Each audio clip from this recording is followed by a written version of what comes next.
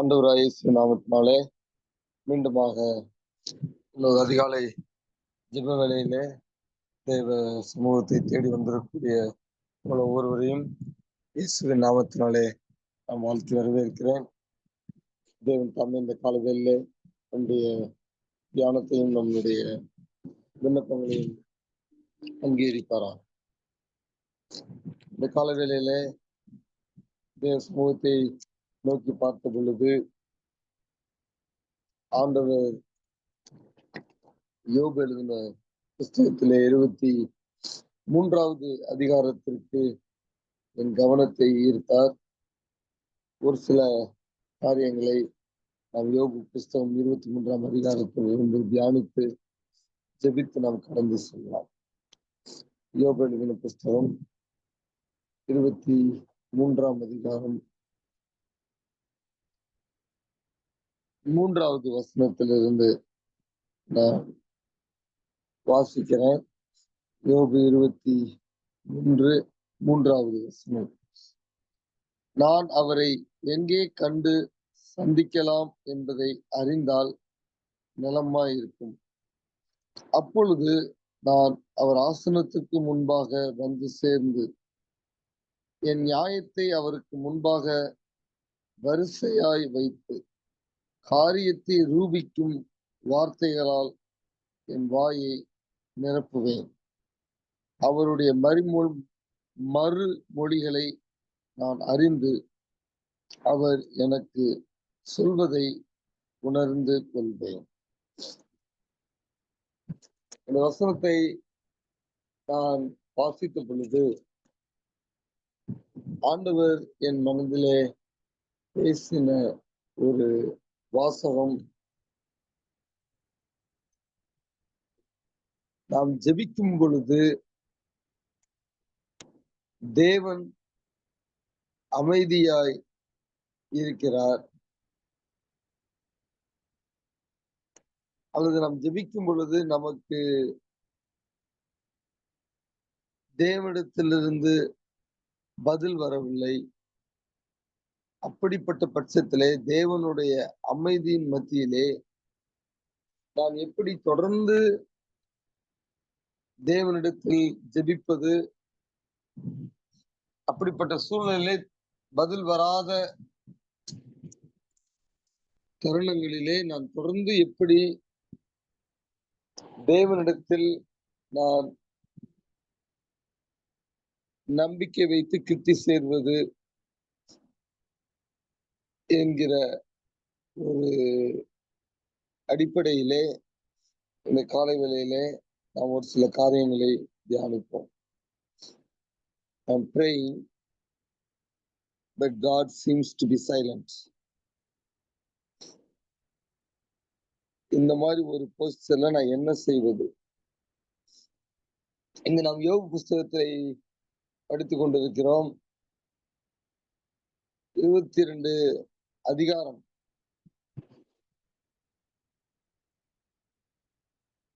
எவ்வளவு காலகட்டம் நமக்கு தெரியல. ஆனா அந்த 22 அதிகாரத்திலே என்னென்ன காரியங்கள்லாம் இருந்தது என்பது வாசித்த அநேகருக்கு நன்கு தெரியும். அவருடைய வாழ்க்கையில் எவ்வளவோ மன ரீதியாக, சரீர ரீதியாக, ஆவிக்குரிய ரீதியாக, குடும்ப ரீதியாக, பொருளாதார ரீதியாக எல்லாமே இழப்பு. என்னென்னமோ பண்றாரு, எவ்வளவோ ஜெபித்து பார்க்கிறார், இதுவரைக்கும் பதில் இல்லை. 22 அதிகாரமா அவருக்கு அவர் ஜெபித்த ஜெபத்திற்கு பதில் இல்லை. அப்படிப்பட்ட சூழ்நிலையிலே எப்படி ஒரு மனிதன் தொடர்ந்து இப்படிப்பட்ட தெய்வத்தை நம்புவது? தொடர்ந்து எப்படி அவன் ஜெபிப்பது? அவனுடைய ஜெப வாழ்க்கை எப்படி இன்னும் தொடர்ந்து பதில் வராத பட்சத்திலும் கன்சிஸ்டன்டா அவனுடைய ஜெப வாழ்க்கை ஒவ்வொரு நாளும் எப்படி அவன் தேவனை தேட முடியும்? எப்படி அவன் தன்னுடைய ஜெப வாழ்க்கையை தொடர்வதற்கு தன்னைத்தானே அவன் உற்சாகப்படுத்த முடியும் என்பதை நாம் இந்த அதிகாரத்திலே ஒரு சில வசனங்களை நாம் பார்த்து நம்மளுடைய வாழ்க்கையிலும் நாம் ஜெபிக்கும் பொழுது நமக்கும் பதில் வரவில்லை என்றால் யோபுவின் மூலமாக இன்னும் அநேக தேவ மனிதர் மூலமாக நாம் நம்மை உற்சாகப்படுத்துவதற்காக ஆண்டவர் இந்த காலை வேளையிலே நம்மோடு பேச விரும்புகிறார். நான் அவரை எங்கே கண்டு சந்திக்கலாம் என்பதை அறிந்தால் நலமாயிருக்கும். ஆங்கிலத்தில் இதை வாசிக்கும் பொழுது, ஓ that I knew where I might find him. அந்த முதல் வார்த்தை தமிழ்ல நமக்கு சரியா கேப்சர் ஆகல, அதனால ஆங்கிலத்தில் நான் வாசித்தேன். ஓ that I knew. It is a sign of desperation. ஓ அப்படிங்கிற வார்த்தை ஒரு டெஸ்பரேஷன். எவ்வளவோ போராடுகிறார், என்னென்னமோ வார்த்தைகளை பயன்படுத்துகிறார், ஜெபித்து கொண்டே இருக்கிறார், ஆனா பதில் வரல. அதான் அவர் அடுத்து சொல்றாரு, that I may come even to his feet. அப்படின்னா அவருடைய பிரசன்னத்திற்கு முன்பதாக ஒரு முறை நான் வந்துட்டா கூட, அல்லது இன்னொரு விதத்துல அதை அப்படியே பேரஃப்ரேஸ் பண்ணணும்னா, அவருடைய மனநிலையை வைத்து, அவருடைய சூழ்நிலையை வைத்து, ஒரு முறையாவது ஆண்டவருடைய பிரசன்னம் எனக்கு இந்த சூழ்நிலையில நான் உணர முடிந்தால், இதுதான் அவருடைய ஒரு ஜெபம். என் சூழ்நிலை மாறணும் அப்படிங்கிறது கூட இல்லை, நான் ஒரு முறை அவரை சந்தித்து விட்டால், ஓ ஒரு டெஸ்பரேஷன். ஒருவேளை இந்த காலை வேளையிலே ஜெபித்து கொண்டே இருக்கக்கூடிய நாம் பதில் வரவில்லை என்பதனால் என்ன செய்வது என்று தெரியாமல் சில சமயத்தில் சோர்ந்து போய் ஜெபத்தை சில நாட்கள்ல கைவிட்டுறோம். பிரேயர் பண்ணி என்ன பிரயோஜனம்? யோபு சொல்றாரு 5வது வசனத்துல, I would know the words which he would answer me. என்ன சொல்றாரு? நான் என்ன மாதிரி வார்த்தைகளை பயன்படுத்தி ஜெபித்தால் அவர் எனக்கு பதில் கொடுப்பார் என்பதை நான் அறிந்திருந்தால் நலமாயிருக்குமே.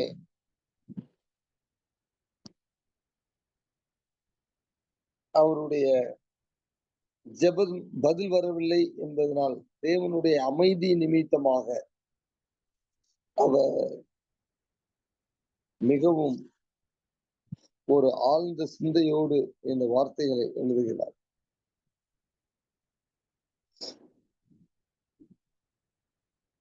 பதில் வரல. இப்ப 6வது வசனத்திலே நம்ம என்ன பார்க்கிறோம்? அவர் தம்முடைய மகா வல்லமையின்படியே என்னோடு வழக்காடுவாரோ? அப்படி செய்யாமல் என் மேல் தயை வைப்பார். ஆங்கிலத்திலே நோ. அவர் மகா வல்லமையோடு வழக்காடுவாரோ? இல்ல, வழக்காட மாட்டார். ஆங்கிலத்தில் என்ன போடப்பட்டிருக்கு? But he would put strength in me. தமிழ்ல கொஞ்சம் டிரான்ஸ்லேஷன் இந்த மாதிரியான மீனிங் கேப்சர் பண்ணல. அவர் அப்படி செய்யாமல் என் மேல் தயை வைப்பார் இருக்கு. ஆனா ஆங்கிலத்திலே he would put strength in me. அப்ப யோபு ஆண்டவருடைய சைலன்ஸ்ல அவர் முதலாவது அவர் கண்டுபிடிக்கக்கூடிய ஒரு மிக முக்கியமான காரியம், நான் ஜெபிக்கும் பொழுது எனக்கு பதில் வராவிட்டாலும் ஆண்டவர் எனக்குள்ளே ஒரு தெய்வீக பலனை வைத்துள்ளார் அல்லது வைத்திருக்கிறார் அல்லது வைப்பார் என்கிற அந்த ஒரு அசைக்க முடியாத நம்பிக்கை. அமைதியா இருக்கிறார் அப்படின்னு நம்ம நினைக்கலாம். அமைதியா தான் அநேக நேரங்கள்ல இருக்கிறார். ஆனாலும் நாம் ஜெபிக்கும் பொழுது நமக்கு பின்னாடி அவர் ஆக்டிவா ஏதோ ஒன்று செய்து கொண்டே இருக்கிறார். நமக்கு அது தெரியாது. நம்ம தொடர்ந்து அவருடைய சமூகத்திலே பொறுமையோடு என் தேவன் நீதியை சரிக்கட்டுவார், என் தேவன் நன்மையான காரியத்தை நிச்சயமாக செய்வார். இந்த நாளிலே நான் ஜெபித்துக் கொண்டிருக்கும் பொழுது நான் எதிர்பார்க்கிற விதமாக என்னுடைய ஜெபத்திற்கு தேவன் பதில் கொடுக்கவில்லை என்றாலும் என்னுடைய சூழ்நிலையை நான் கடந்து போவதற்குரிய பலனை எனக்கு அவர் வைத்திருக்கிறார் அல்லது ஏற்கனவே வைத்து விட்டார் என்கிற அந்த ஒரு நிச்சயம் யோபுவுக்கு இருந்தது. அந்த ஒரு நிச்சயம் உங்களுக்கும் எனக்கும் இருந்தா எந்த சூழ்நிலையும்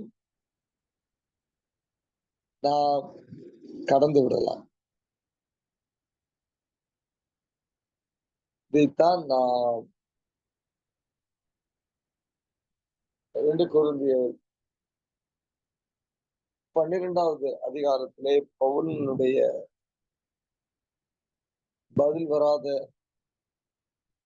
ஜெபத்தின் அனுபவத்திலிருந்து நாம் கற்றுக்கொள்கிறோம். எல்லாருக்கும் நன்கு பரிச்சயமாய் இருக்கக்கூடிய ஒரு வேத பகுதி. 3 முறை ஜெபிப்பார்.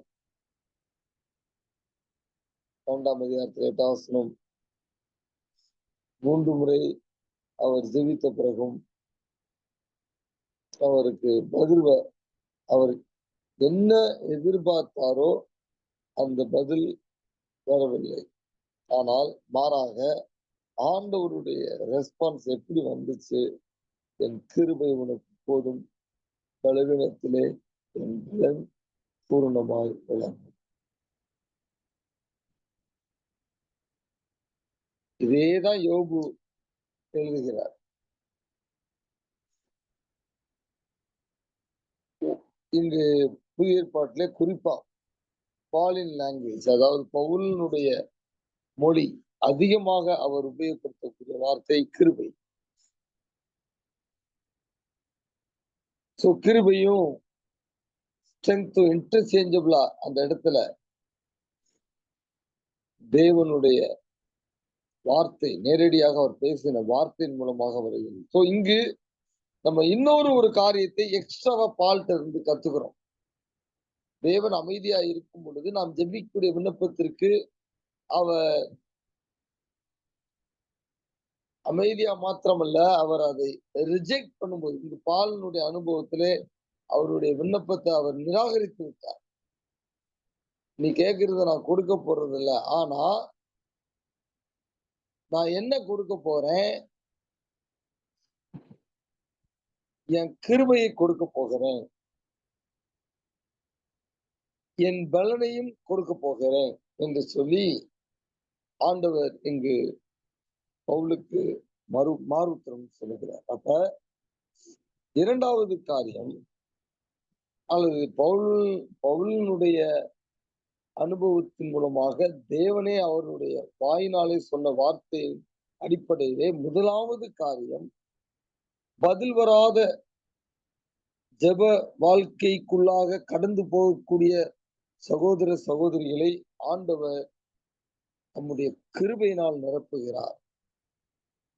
2வது தம்முடைய பலத்தினால் நிரப்புகிறார். அப்ப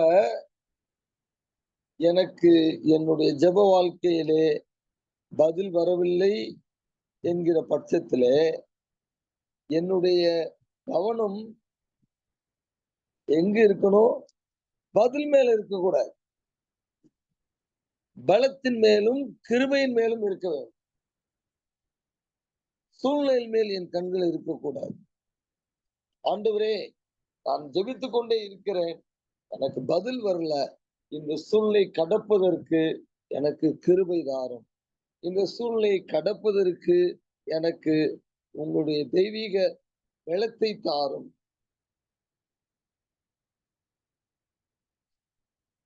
When we pray and when God goes into silent mode, not answering your prayer in the way we expect, we must turn on the switch. நாம் திருப்பிடணும். பாருங்களேன், பால் என்ன செய்யறாரு? 9ஆம் வசனத்துல வாசிக்கிறோம் பின்பகுதி, ஆகையால் கிறிஸ்துவின் வல்லமை என் மேல் தங்கும்படி என் பலவீனங்களை குறித்து நான் மிகவும் சந்தோஷமாய் மேன்மை பாராட்டுவேன். 3வது எலமெண்ட் வருது, வல்லமை. அவர் பதில் வராத ஜெபத்தை நான் ஏற்றுக்கொண்டு வாழ்வதற்கு எனக்கு வல்லமை தேவைப்படுகிறது. அந்த வல்லமை எப்படி வருகிறது? போக்கஸ் எங்க இருக்கு? ஆகையால் கிறிஸ்துவின் வல்லமை என் மேல் தங்கும்படி என் பலவீனத்தை குறித்து நான் மிகவும் சந்தோஷமாய் மேன்மை பாராட்டுவேன். அப்ப நான் எந்த ஒரு காரியத்தை ஜெபிக்கிறேனோ அந்த ஒரு காரியத்தை குறித்து எனக்கு பதில் வரவில்லை என்றாலும், அது நடக்கவில்லை என்றாலும், நான் அதை குறித்து அதிகமாக கம்ப்ளைண்ட் பண்ண மாட்டேன். அது நிமித்தமாக நான் முறுமுறுக்க மாட்டேன், விரக்தி அடைய மாட்டேன். மாறாக அதை குறித்து நான் மேன்மை பாராட்டுவேன். அதற்கு ஒரு வல்லமை தேவைப்படுகிறது, அதற்கு ஒரு கிருபை தேவைப்படுகிறது, அதற்கு ஒரு பலன் தேவைப்படுகிறது. நீங்க பாத்தீங்கன்னா அடுத்த வசனத்தை முடிக்கும் போது சொல்லுவாரு, நான் பிரியப்படுகிறேன். என் மேல வாஸ்து பாத்தீங்கன்னா, நான் பலவீனமாய் இருக்கும் பொழுதே பலமுள்ளவனாய் இருக்கிறேன். ஆகையால் கிறிஸ்துவின் நிமித்தம் எனக்கு வரும் பலவீனங்களிலும் நிந்தைகளிலும் நெருக்கங்களிலும் துன்பங்களிலும் இடுக்கங்களிலும் நான் பிரியப்படுகிறேன். அவர் டோட்டலா ஸ்விட்ச் பண்ணிடுறாரு அடுத்த மோடுக்கு. ஓகே, என் ஜபத்துக்கு பதில் வரல, அது நிமித்தமா நான் தொடர்ந்து கம்ப்ளைண்ட் கவுண்டர்ல போய் உட்கார்ந்து ஆண்டவருக்கு விரோதமாக முறையிட்டு கொண்டே இருக்க போவதில்லை. மாறாக ஆண்டவரிடத்துல ஜெபித்தேன், ஆண்டவர் எனக்கு பதில் கொடுக்கல, அது நிமித்தமாக வரக்கூடிய என்னவா இருந்தாலும் சரி, இங்க ஒரு லிஸ்ட் போடுறாரு. நமக்கு வெவ்வேறு இருக்கலாம். அவரை பொறுத்தளவுல அவருக்கு ஆண்டவர் அவருடைய அந்த முள்ளை எடுத்து போடவில்லை, அந்த விண்ணப்பத்தை கேட்கவில்லை என்பதனால் அவருடைய பலவீனங்களிலே அது பலவீனத்தின் நிமித்தமாக அவருடைய பதில் வராத சூழ்நிலை நிமித்தமாக வரக்கூடிய பலவீனமா இருக்கலாம், நிந்தையா இருக்கலாம், நெருக்கமா இருக்கலாம், துன்பமா இருக்கலாம், இடுக்கனா இருக்கலாம். இதுல நான் பிரியப்படுறேன் அப்படின்னு எழுதுறாருங்க. இத நம்ம தியரியா படிச்சோம்னா ஒருவேளை நல்ல தாட் அப்படின்ட்டு நம்ம நம்ம நினைக்கலாம். ஆனா நம்மளுடைய அன்றாட வாழ்க்கையில பிராக்டிக்கல் லைஃப்ல இது நமக்கு வரும் பொழுது இந்த தாட் நல்ல தாட்டா இருக்காது. இது நம்ம நொறுக்கும், உருக்கி விடும், மனம் அடிய வைத்து விடும், டிஸ்கரேஜ் பண்ணிடும், டிசப்பாயிண்ட் பண்ணிடும், டிப்ரெஷன்ல கொண்டு போய். ஆனா பவுலை பொறுத்தளவுல இந்த தாட் அவரை தேவனோடு இன்னும் ஐக்கியப்படுத்துகிறது. அப்ப ஆண்டவர் என்னுடைய விண்ணப்பத்தை கேட்கவில்லை என்பதனால் பவுல் சோர்ந்து போகவில்லை, தொடர்ந்து ஜெபிப்பது. யோபு தன்னுடைய விண்ணப்பம் கேட்கப்படவில்லை என்பதனால் சோர்ந்து போகல. பாருங்களேன், 8ஆம் வசனத்தில் எழுதுவார். யோபு 23ஆம் அதிகாரத்துக்கு திரும்பி போகும்போது 8வது வசனத்தை நான் வாசிக்கும் பொழுது, இதோ நான் முன்னாக போனாலும் அவர் இல்லை, பின்னாக போனாலும் அவரை காணேன், இடதுபுறத்தில் அவர் கிரியை செய்தும் அவரை காணேன், வலதுபுறத்தில் நான் அவரை காணாதபடிக்கு ஒளித்திருக்கிறார். எல்லாமே ஆல் பாசிபிள் டைரக்ஷன் இங்க கொண்டு வர, எங்க தேர்ந்தாலும், நான் எப்படி தலையிலான்னு ஜெபித்தாலும், என்ன வார்த்தைகள் பயன்படுத்தினாலும் அவரை இன்னும் என்னால கண்டுபிடிக்க முடியல. என் பிரச்சனையில, என் போராட்டத்துல அவருடைய பிரசன்னத்தை என்னால இன்னும் உணரவே முடியவில்லை. எப்படிப்பட்ட ஒரு சூழ்நிலையில நமக்கு என்ன தேவை என்று பார்த்தோம். அந்த சூழ்நிலை எப்படி என்னுடைய வாழ்க்கை முறை இருக்க வேண்டும் என்பதை, சும்மா டைம் ஆயிடுச்சு, 2 வசனத்தை எடுத்து 2 காரியத்தை மாத்திரம் சொல்லி நம்ம ஜெபித்து கடந்து செல்லலாம். 3 காரியத்தை பார்த்தோம். பதில் வரவில்லை என்னும் பொழுது நமக்கு என்ன தேவை? தேவனுடைய கிருபை, தேவனுடைய பலன், தேவனுடைய ஸ்ட்ரெங்க், அப்புறம் தேவனுடைய வல்லமை, பவர். பாருங்க, 10ஆம் வசனத்தை வாசிப்போம். 23ஆம் அதிகாரத்தில் 10ஆம் வசனம். But he knows the way that I take when he hath tried me. இதனை தமிழ்ல வாசிக்கிறேன். ஆனாலும் நான் போகும் வழியை அவர் அறிவார், அவர் என்னை சோதித்த பின் நான் பொன்னாக விளங்குவேன். இங்க யோபு என்ன சொல்லுகிறார்? இப்ப எனக்கு பதில் வரல, நான் ஜெபித்து கொண்டிருக்கிறேன், எந்த பக்கம் போனாலும் அவர் என்னால கண்டுபிடிக்க முடியல, அவர் பிரசன்னத்தை கூட என்னால உணர முடியல. பதில விட்டுருங்க, அவர் பிரசன்னத்தை கூட உணர முடியல. ஆனா இந்த ஒரு பட்சத்துல அவருடைய மனநிலை எப்படி போகுது? அவர் இந்த சூழ்நிலையெல்லாம் எனக்கு அனுமதித்தாலும், அவர் என்னை இவ்வளவு சோதனை பண்ணாலும், எனக்கு ஒரு இதுல ஒரு எண்ட் கோல் இருக்கு. அந்த எண்ட் கோல் என்ன? ஒரு ரிஃபைன்மெண்ட், ஒரு புடமிடுதல். அந்த புடமிடுதல் என்னை ஒரு சுத்த பொன்னாக மாற்றிவிடும். அதனாலதான் யாக்கோபு புஸ்தகத்துல சொல்லுவார், Blessed is the man who endures temptation. ஞாபகம் இருக்கா? அது 12ஆம் வசனம் நினைக்கிறேன். டக்குனு மனசுல வருது, நீங்க அப்புறம் நோட் பண்ணி படிச்சுக்கலாம். யாக்கோபு 1ஆம் அதிகாரத்துல இருக்கிறது. சோதனையை சகிக்கிற மனுஷன் பாக்கியவான் என்று அவர் சொல்லுவார். When he had tried me, அவர் என்னை சோதித்த பின், அப்ப ஆண்டவருடைய அமைதி, நான் ஜெபிக்கும் பொழுது ஆண்டவர் அமைதியா இருப்பது என்னை அவர் புடமிட்டு பொன்னாக மாற்றுவதற்கு என்பதை யோபு அறிந்து அதற்கு தன்னுடைய வாழ்க்கையை அவர் ஒப்புக் கொடுக்கிறார்.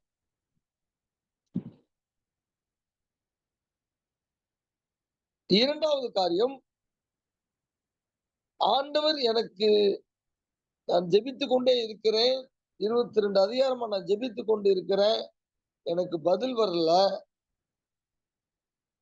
ஆனாலும் என்னுடைய மனநிலை எப்படி இருக்கிறது? ஆண்டவர் ஏதோ ஒரு நோக்கம் வைத்திருக்கிறார், என்னை அவர் புடமிட்டுக் கொண்டிருக்கிறார். இந்த ப்ராசஸ் முடிஞ்ச உடனே நான் சுத்த பொன்னாய் மாறப்போகிறேன் என்பது ஒன்று. இரண்டாவது, என் கால்கள் 11 என் கால்கள் அவர் அடிகளை பற்றி பிடித்தது. அவருடைய நெறியை விட்டு நான் சாயாமல் அதை கைக்கொண்டேன். நெறி அது வருது. ஆங்கிலத்தில் வாசிப்போம். My foot hath held his steps. His way have I kept and not declined. Neither have I gone back from the commandment. 12 வசனம். I have esteemed the words of his mouth. தமிழ்ல வாசித்தா, அவர் உதடுகளின் கற்பனைகளை விட்டு நான் பின் வாங்குவதில்லை.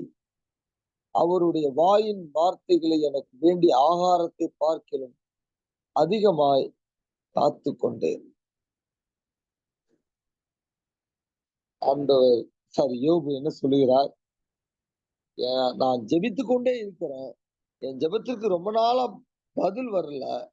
ஆனாலும் நான் அவருடைய வழிகளை, அவருடைய கற்பனைகளை நான் தொடர்ந்து கீழ்ப்படிந்து நடப்பேன். அவருடைய வார்த்தைகள் உணவை காட்டிலும் எனக்கு அதிகமாக. பாருங்களேன், 11 வசனத்துல அவர் சொல்றாரு, அவருக்கு நல்லா புரியுது. அவரோ வென்றால் ஒரே மனமாய் இருக்கிறார். அவரை திருப்பத்தக்கவன் யார்? அவருடைய சித்தத்தின்படி எல்லாம் செய்வார். கன்க்ளூட் பண்ணிடுறார். ஒரு மனிதன் தேவனை என்ன செய்ய முடியும்? அவரை திருப்ப முடியாது. அவர் ஒரே மனசா இருக்கிறார். நான் ஜெபிக்கிறேன், என் ஜெபத்திற்கு பதில் கொடுக்க மாட்டேன் அப்படின்னு ஒரே மனசா இருக்கிறார். அவர் என்ன நினைக்கிறாரோ அதுதான் செய்ய போறார். அது எனக்கு தெரிஞ்சிருச்சு. இந்த பட்சத்திலும் நான் அவரை விட்டு விலக மாட்டேன், அவரை பின்வாங்க மாட்டேன். நான் தொடர்ந்து அவரிடத்துல முறையிட்டு கொண்டே இருப்பேன். அவருடைய வார்த்தைக்கு கீழ்ப்படிந்து அவரோடு இசைந்து ஓடிக்கொண்டே இருப்பேன். ஏன் இப்படி நடக்குது? ஏன் என் ஜெபத்துக்கு பதில் கொடுக்கல? எனக்கு தெரியல. ஆனா நீங்க தொடர்ந்து இன்னும் வாசித்து, நீங்க கொஞ்சம் வசனம் தான் இருக்கு, வாசித்து முடிய நேரம் ஆயிடுச்சு. நான் திரும்பி எல்லாத்தையும் எக்ஸ்பிளைன் பண்ண டைம் எடுத்துருவேன். ஆனா நீங்க இன்னும் வாசிங்க. இன்னும் 2-3 வசனத்தை வாசித்து இந்த அதிகாரத்தை இந்த வாரம் 2-3 தடவை திரும்பி மெடிடேட் பண்ணுங்க. இன்னும் எப்படி அற்புதமா முடிக்கிறாருன்னு பாருங்க. ஒருவேளை இந்த காலங்களில ஜெபித்து பதில் வரவில்லை என்கிற அந்த ஒரு சூழ்நிலையிலே ஜெபிப்பது அவசியமா? ஜெபித்து பிரயோஜனம் உண்டா என்கிற அந்த மனநிலையோடு இந்த காலை வேளையில யாராவது நீங்க வந்திருந்தீங்கன்னா, ஆண்டவர் உங்களோடு பேசி கொண்டிருக்கிறார். கண்களை மூடி ஆண்டவருடைய சமூகத்திலே நம்ம ஒப்பு கொடுப்போம். ஆண்டவர் நம்மை உற்சாகப்படுத்த விரும்புகிறார். யோபுவின் மூலமாக, பவுலின் மூலமாக நம்மோடு அவர் பேசினார்.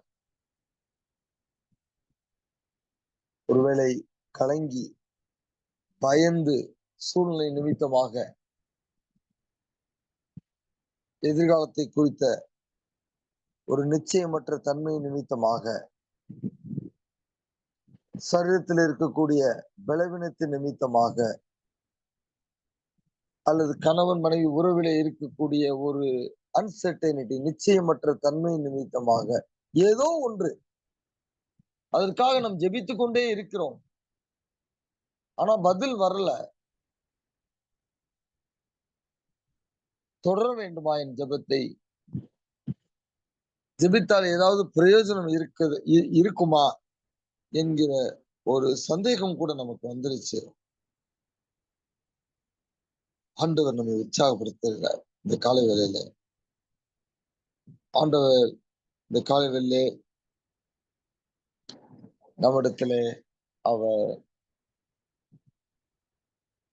யோபின் மூலமாக, பவுலின் மூலமாக அவர்களுக்கு அவர் பதில் கொடுக்காத பட்சத்திலே அதை எப்படி அவர்கள் கையாண்டார்கள் என்பது நிமித்தமாக நம்மை அவர் உற்சாகப்படுத்துகிறார். சோர்ந்து போகாதீங்க. ஆண்டவர் நம்ம நினைத்தபடி பதில் கொடுக்கவில்லை என்றால் அதை அந்த சூழ்நிலை கடப்பதற்குரிய பலனை அவர் ஏற்கனவே உங்களுக்கு கொடுத்து விட்டார். அதை நீங்க நம்பணும். அதுதான் நான் யோபு புஸ்தகத்துல நான் வாசிச்சோம். அவர் அதை நம்பினார். எனக்கு அவர் அந்த பலனை கொடுத்து விட்டார் என்று சொல்லி யோபு உணர்ந்து கொண்டார். இந்த காலை வேளையிலே அதே பலன் பவுலுக்கு ஆண்டவர் பலவீனத்திலே என்னுடைய பலன் பூரணமாய் விளங்கும் என்று சொன்னார். ஏதோ அப்ப சப்பையா அல்ல, முழுமையாக நிச்சயத்தோடு நீங்க இந்த காலை வேளையில இந்த ஜெபத்தை முடிக்கலாம். Whatever life throws at me, I have divine strength to endure this silence of God. தேவனுடைய இந்த அமைதியை தாக்கு பிடிப்பதற்கு தாங்குவதற்குரிய பலனை தேவன் எனக்கு என்னுடைய பலவீனத்திலே கொடுத்து விட்டார் என்று சொல்லி நம்பிக்கையோடு நீங்கள் இந்த ஜெபத்தை விட்டு கடந்து செல்லலாம். நீங்கள் நேசிக்கிற அன்புள்ள ஆண்டவரே, இந்த அதிகாலையிலே தேவன் எங்களோடு பேசின நல்ல வார்த்தைகளுக்காக நன்றி செலுத்துகிறோம். எங்களுடைய ஜெப வாழ்க்கையின் பெரிய சவால் பதில் வராத ஜெபங்கள். அட்லீஸ்ட் நாங்கள் நினைத்தபடி பதில் வரவில்லை என்பதனால் அநேக நேரங்களிலே நாங்க சோர்ந்து போயிடுறோம், பின்வாங்க பார்க்கிறோம். ஆனால் ஆண்டவரே,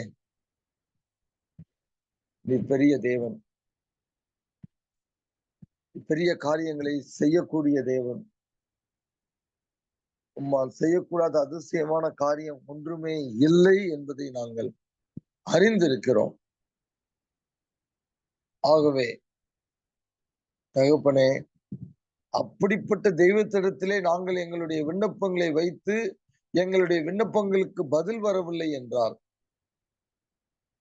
நல்ல தேவன் அதிலும் ஏதோ ஒரு நன்மையை வைத்திருக்கிறீர், அதை நன்மைக்கு ஏதுவாக இந்த சூழ்நிலை எங்களுக்கு மாற்றுவீர் என்கிற ஒரு நிச்சயத்தை இந்த காலை வேளையிலே எங்களுக்கு நீர் கொடுத்தீர். நன்றி செலுத்துகிறோம். 22வது அதிகாரத்தை முடித்து 23வது அதிகாரத்திற்கு வரும் பொழுது யோபுவினுடைய ஜெபம் கேட்கப்படவில்லை. 20 அதிகாரத்திற்கு பிறகு என்ன நடந்தது, யோபுவினுடைய சிறையிருப்பை நீர் எப்படி மாற்றினீர், முன்ற நிலைமையை காட்டிலும் 2 மடங்கு எப்படி அவரை ஆசீர்வதித்தீர் என்பதை நாங்கள் இன்றைக்கு அறிந்திருக்கிறபடினாலே அந்த நிச்சயம் எங்களுக்கு, அப்பா, யோபுவுக்கு அந்த நிச்சயம் இல்லை. அவர் லைஃப் டேர்ன் ஆகுமான்னு அவருக்கு தெரியாது. ஆனால் அவர் நம்பிக்கையில் சோர்ந்து போகவில்லை. அதற்கு பிறகும் அவர் கம்ப்ளைண்ட் பண்ணினார். அதற்கு பிறகும் அவர் உம்மிடத்திலே முறையிட்டார். ஆனால் ஆண்டவர் அதையும் ஏற்றுக்கொண்டு கடைசியிலுடைய சிறையிருப்பை மாற்றின தேவன். எங்களுடைய வாழ்க்கையிலும் அப்படியே நீர் செய்வீர், யோபுவின் தேவன் எங்கள் தேவனாய் மாறாதவராய் இருக்கிறீர் என்று சொல்லி இந்த காலை வேளையிலே நாங்கள் அறிந்து உமக்கு நன்றி செலுத்துகிறோம். இந்த காலை வேளையிலே யார் யாரெல்லாம் இதே சூழ்நிலையிலே ஜெபித்து பதில் வரவில்லையே என்கிற ஆதங்கத்தோடோ அல்லது மன வருத்தத்தோடோ கலங்கி பயந்து இருக்கக்கூடிய பிள்ளைகளை நான் ஆசீர்வதித்து ஜெபிக்கிறேன். யோபுவின் தேவன் இவர்களுடைய சிறையிருப்பையும் திருப்பி அவர்களுடைய விண்ணப்பத்தை அவர்கள் எதிர்பார்க்கிற விதம் இந்த நாளிலே நீர் பதில் கொடுக்காவிட்டாலும் சீக்கிரமாய் அவர்கள் நினைத்ததற்கும் எண்ணினதற்கும் மேலாய் நீர் பதில் கொடுக்க போகிறீர் என்பதற்காக உமக்கு உள்ளத்தின் ஆழத்திலிருந்து நாங்கள் நன்றி செலுத்துகிறோம். ஆண்டவரே, என்ன தேவை, தனிப்பட்ட ஒவ்வொருவருக்கும் என்ன தேவை நான் அறியேன். தேவன் அறிவீர். அவர்களுடைய ஒவ்வொரு தனிப்பட்ட தேவைகளும் நீர் அவர்களுக்கு அவர்கள் நினைத்தது எண்ணினதற்கும் மேலான பதிலை தருவீரா. அது ஒருவேளை சரீர ரீதியான பலவீனமாக இருந்தால் தேவன் தம்முடைய சுகமளிக்கும் வல்லமையை அனுப்பி உங்களுடைய கிருபையினாலே பிள்ளைகளை இடைக்கட்டி அதிலிருந்து வெளியே நீ கொண்டு வருவீராக என்று அவர்களை ஆசீர்வதித்து ஜெபிக்கிறேன். பொருளாதார நெருக்கடியில இருப்பார்கள் என்றால் தேவன், ஆண்டவரே, இப்படிப்பட்ட கடன் பிரச்சனைகளாக இருக்கும் என்றால் ஆண்டவரே, நீர் அவர்களுடைய சூழ்நிலையை மாற்றி அமைப்பீராக என்று நாங்கள் செபிக்கிறோம். ஐஸ்வர்யத்தை கொடுப்பீராக என்று நான் செபிக்கிறேன். உறவு ரீதியான பிரச்சனையாக இருக்கும் என்றால் யாரோடு போராடி கொண்டிருக்கிறார்களோ அந்த நபரையும் இவர்களையும் சேர்த்து நீ தொட்டு மாற்றி ஆண்டவரே மீண்டுமாக உறவுகளை மேம்படுத்துவீராக என்று நான் ஜெபிக்கிறேன். பிள்ளைகளை குறித்து, பிள்ளைகளுடைய எதிர்காலத்தை குறித்து, குறிப்பாக பிள்ளைகளுடைய படிப்புகளை குறித்து அல்லது பிள்ளைகளுடைய திருமண வாழ்க்கையை குறித்து ஆண்டவரே ஜெபிக்கக்கூடிய பெற்றோர்கள் இருப்பார்கள் என்றால், அதற்கு பதில் வரவில்லையே என்று சொல்லி கலங்கி இருப்பார்கள் என்றால், ஆண்டவர் அவர்களுடைய விண்ணப்பங்களை கேட்டு பிள்ளைகளுக்கு நீர் ஏற்ற வேளையிலே ஒரு பதில் கொடுப்பீராக என்று நான் ஆசீர்வதித்து ஜெபிக்கிறேன். கர்த்தாவே, வேலையிலே பிரச்சனைகளோடு பிள்ளைகள் இந்த காலை வேளையிலே வந்திருப்பார்கள் என்றால், ஆண்டவரே அந்த வேலைகளிலும் ஆண்டவருடைய ஆசீர்வாதம் இருக்கட்டும். தேவையான மன அமைதியான சூழ்நிலையை, தேவையான ப்ரமோஷன்ஸை, தேவையான நல்ல ஒரு கன்ஜீனியல் ஒர்க்கிங் என்விரான்மெண்ட்டை பிள்ளைகளுக்கு ஏற்படுத்துங்க. ஒருவேளை வேலை ஸ்தலத்திலே நான் தேவனுக்கு சாட்சியா இருக்க வேண்டும், என்னோடு கூட இருக்கக்கூடியவங்க அல்லது எனக்கு கீழே இருக்கக்கூடியவர்களை நான் ஆண்டவருக்குள்ளாக திருப்ப வேண்டும் என்கிற அந்த ஒரு நோக்கத்தோடு ஆண்டவரை செயல்படக்கூடியவர்கள், அதற்காய் ஜெபிக்கக்கூடியவர்கள், எவ்வளவு நான் ஜெபித்தும் எவ்வளவு நான் உழைத்தும் என்னால் ஜனங்களை சந்திக்க முடியவில்லையே, தேவனை திருப்ப முடியவில்லை என்கிற அப்படிப்பட்ட ஒரு பாரத்தோடு யாராவது இருப்பார்கள் என்றால், ஆண்டவரே அவர்களுக்கு நீர் இந்த காலை வேளையிலே உம்முடைய பலனை கொடுப்பீராக. செய்வதை தொடர்ந்து செய்வதற்குரிய அந்த ஒரு கிருபை அவர்கள் பெற்றுக்கொள்வார்களாக என்று நான் ஜெபிக்கிறேன். ஆண்டவரே, ஒவ்வொரு தனிப்பட்ட நபரையும் அவருடைய குடும்பத்தையும் கருத்துல இந்த காலை வேளையிலே கொடுத்து ஜெபிக்கிறேன். ஒவ்வொருவருக்கும் என்னென்ன தேவைகளோ ஆசீர்வாதங்களை கொடுப்பீராக. உம்முடைய நன்மையான கரம் நெகேமியா மேல் இருந்தது போல இவர்கள் மேல் இருக்கட்டும் என்று நான் ஜெபிக்கிறேன். இந்த எஞ்சியுள்ள வாரத்தின் ஆண்டவரே நாட்களிலும் அடுத்த வாரம் இந்நேரம் நாங்கள் ஒரு இதே பிளாட்ஃபார்ம்ல இணைகிற வரை உங்களுடைய கிருபை, உங்களுடைய இரக்கம், உங்களுடைய சமாதானம் ஒவ்வொருவரையும் தாங்கி நடத்துவதாக இயேசுவின் நாமத்தில் கேட்கிறோம் பிதாவே, ஆமென். தேவன் ஒரு ஆசீர்வதிப்பாராக.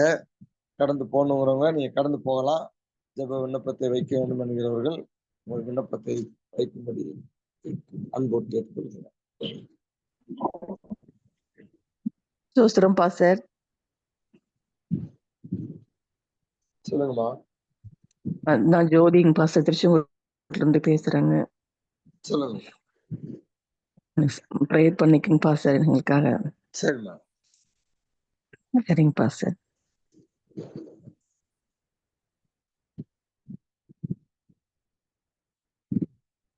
சகோதரி ஜோதி அவர்களுடைய பையனுடைய திருமண காரியத்திற்காக நாம் தொடர்ந்து ஜெபித்துக் கொண்டிருக்கிறோம். ஆண்டவர் சீக்கிரமாக இதற்கு ஒரு பதில் கொடுக்க வேண்டும். அதுவரை அவர்கள் ஒரு இந்து குடும்பத்திலிருந்து வருகிறார்கள். அவர்கள் மாத்திரம், அவருடைய பிள்ளைகள் மாத்திரம் அவர்கள் தெய்வத்தை ஏற்றுக்கொண்டு இயேசுவை பின்பற்றுகிறார்கள். அதனால் அவர்களுக்கு வரக்கூடிய போராட்டங்களை சந்திப்பதற்கு வேண்டிய தெய்வீக பலத்தை, கிருபை ஆண்டவர் தர வேண்டும். சீக்கிரமாக தம்பிக்கு ஒரு நல்ல துணையை ஆண்டவர் காண்பிக்க வேண்டும்.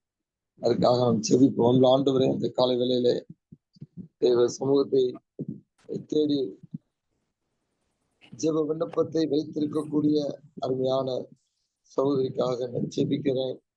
ஆண்டவர் அவருடைய கண்ணீர், அவர்களுடைய நெடுநாள் மேல் வைத்திருக்கக்கூடிய நம்பிக்கையை நீ அறிந்திருக்கிறீர். ஆண்டவரே, இயேசுவின் நாமத்தில் அந்த தம்பியை ஆண்டவர் இந்த பூமியிலே எந்த நோக்கத்திற்காக கொண்டு வந்தீரோ அந்த நோக்கத்தை எந்த ஒரு சகோதரி அந்த சகோதரன் திருமணம் செய்வதன் மூலமாக நிறைவேற்ற முடியுமோ, கர்த்தாவே, அவர்கள் எங்கு இருந்தாலும் ஆண்டவர் இந்த வாரத்திலே ஒரு அற்புதத்தை செய்யுங்க.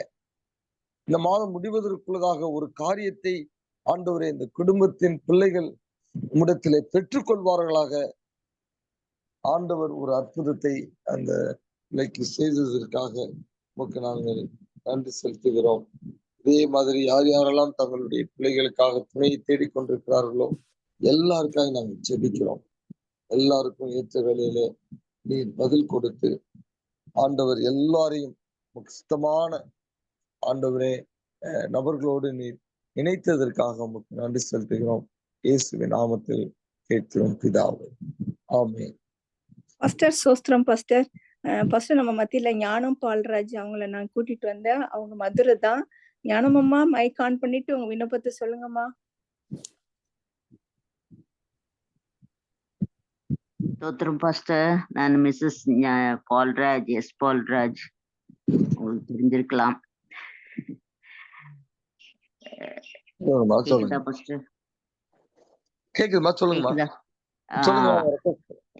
எனக்கும் என்னுடைய பேரப்பிள்ளைகளுடைய கல்யாணத்துக்காக, அப்புறம் என்னுடைய தம்பி ஜோயல், ஆர்ஜிஎஸ் ஜோயல், உங்களுக்கு தெரியும் நினைக்கிறேன். அவனும் அவனுடைய மனைவியும் ஆக்சிடென்ட் ஆகி 2 வருஷம்.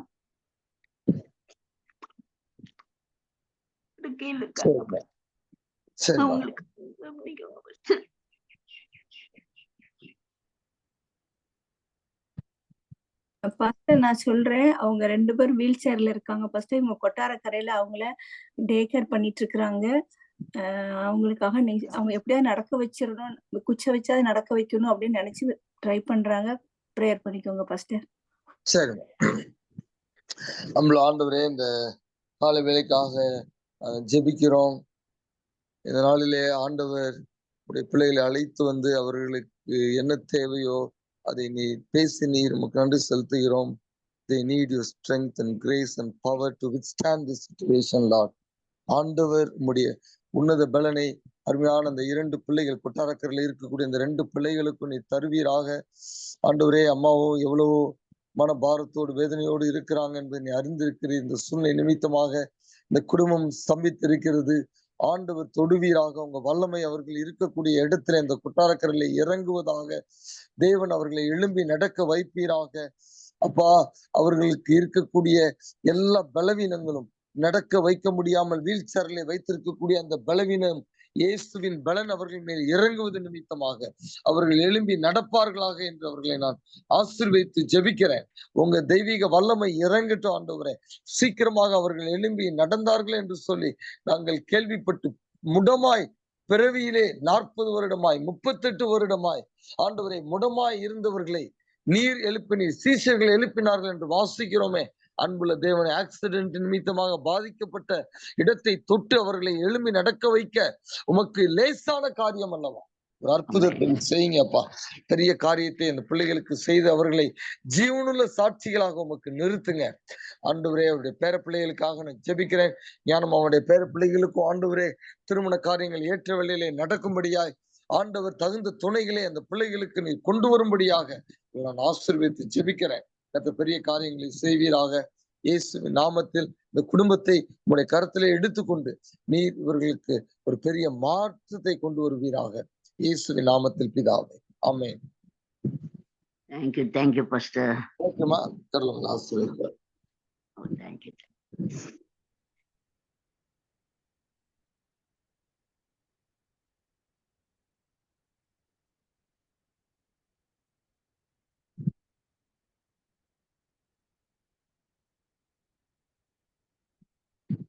நம்மள ஆண்டவரே, இந்த கால வேளையிலே நாங்கள் தொடர்ந்து நம்முடைய சமூகத்திலே பாரத்தோடு ஜெபிக்கிறோம்.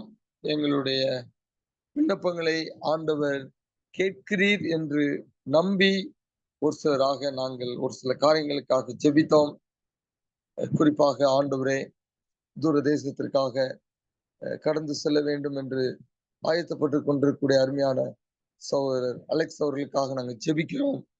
பிள்ளையை பார்க்க வேண்டும் என்று சொல்லி ஆண்டவரே, அவர்கள் ஏறெடுக்கக்கூடிய திட்டங்கள், குறிப்பாக அவர்களுடைய மகளுக்கும் விசா கிடைத்து அவர்களும் செல்ல வேண்டும் என்கிற அவருடைய விருப்பத்தை அறிந்திருக்கிறேன். தேவன் ஏற்ற வேளையிலே அதை நிறைவு செய்வீராக. பிள்ளைகள் போகும் பொழுது பிரயாணங்களை வாய்க்க பண்ணுங்க. அவர்களுடைய பயணங்கள் ஆசீர்வாதமாக நீர் நடத்தி கொடுப்பீராக. அன்புள்ள தேவனே, இதே விதமாக நான் அறியாவிட்டாலும் இங்க இருக்கக்கூடிய ஒவ்வொரு நபர்களுக்காக, அவர்களுடைய விண்ணப்பங்களுக்காக சமூகத்திலே நான் ஜெபிக்கிறேன். இடத்தில் சொல்லாவிட்டாலும் இடத்திலே சொல்லிக் கொண்டிருக்கிறார்கள். அவர்களுடைய மனபாரங்களை அறிந்த தேவன் ஒவ்வொருவருடைய தேவையும் சந்திப்பீராக. ஒவ்வொருவருக்கும் மன தைரியத்தை கொடுப்பீராக. ஒவ்வொருவருக்கும் பலனை கொடுப்பீராக. ஒவ்வொருவரும் கிருபையை கொடுப்பீராக. என்ன சூழ்நிலையை ஆண்டவர் அனுமதித்தாலும் அதை கடந்து செல்வதற்கு வேண்டிய கிருபையும் எனக்கு கொடுத்து விட்டார் என்று சொல்லி பிள்ளைகள் தைரியமாக காரியங்களை செய்வதற்கு ஆண்டவர் அனுக்கிரகம் பண்ணுங்க. உமக்கு நாங்கள் நன்றி செலுத்துகிறோம். எங்கள் ஒவ்வொருவரையும் நீ அப்பா நாங்கள் உம்மடுத்து செலவழிக்கக்கூடிய நேரத்திற்கு ஒத்த பலனை, பதிலை, ரிவார்டை நீ கொடுத்து விட்டீர் என்கிற நிச்சயத்தோடு நாங்கள் இந்த இடத்தை விட்டு கடந்து செல்கிறோம். கர்த்தருடைய பிரசனம் தொடர்ந்து எங்களை எஞ்சியுள்ள இந்த வாரத்தின் நாட்கள் முழுவதும் பாதுகாத்து கொள்ளட்டும். நல்ல ஆயுசை தாங்க, நல்ல பலனை தாங்க. தேவ கிருபை எங்களை இடைக்கட்டட்டும். நன்றி. எங்க ஜெபத்தை எல்லாம் கேட்டதற்காய் இயேசுவின் நாமத்தில் பிதாவே, ஆமென். தேவன் ஒரு ஆசீர்வதிப்பாராக. சமாதானத்தோடு கடந்து செல்வோம். ஆமென்.